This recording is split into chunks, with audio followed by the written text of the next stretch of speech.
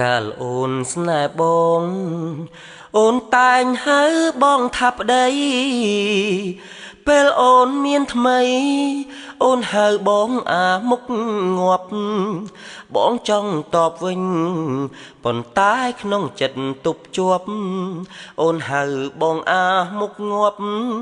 ព្រួងចង់ផ្គាំចិត្តប្រុសថ្មីគេអ្នកលក់ឡានឯបងបានត្រឹមលក់ខ្ចៅប្រៀបគេម្ដេចទៅបើខ្ចៅលក់មិនបានថ្លៃមកកំប៉ុង500គេលក់បន្លែ13000គេញ៉ាំភីសាកុំដាច់ចិត្តនឹងបងថ្នាក់នឹងនឹកឃើញទេប្រលឹងកាស៊ីខ្ចៅទាំងសំបងប្រឡែងគ្នាធ្លាក់ពីលើផ្ទះទល់ផ្អកបោកក្បាលនឹងចដើរឡើងពកបងដឹកចូលពេទ្យទាំងថ្ងៃមិនមែនរំលឹកតែនឹកឡើងគូអាសូបងយកម៉ូតូទៅប្រចាំព្យាបាលឲ្យស្រីឥឡូវម៉ូតូធ្លាប់អូនរទេះខ្ចៅរាល់ថ្ងៃពេលនាងគ្មានទេពិសីប្រាប់សងសាអោផ្សែងបារីដែលស្រី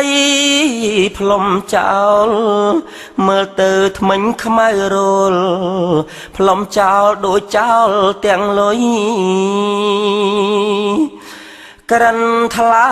មហើមសួតមាត់ធំក្លិនស្អុយតើនៅប្រថុយជក់ដល់ណាអូនអោផ្សែងបារីដែលស្រីប្រឹងផ្លុំពេលពើជួងបងសុំចិត្តមុំកុំជួងក្បែរកូន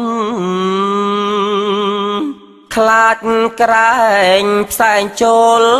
សួតគ្នាណាអូនគិតសុខភាពកូនឈប់យងទៅថ្លៃស្ដាយណាំងពាក្យសំបត់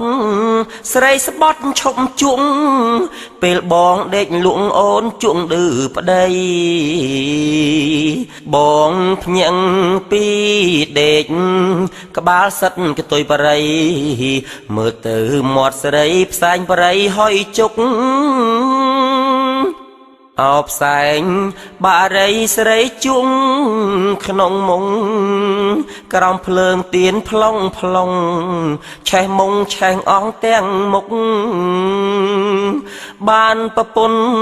ចេញជុងដូចបានជាប់គុកសង្ឃឹមថ្ងៃមុខសួតប៉ាន់មេដៃ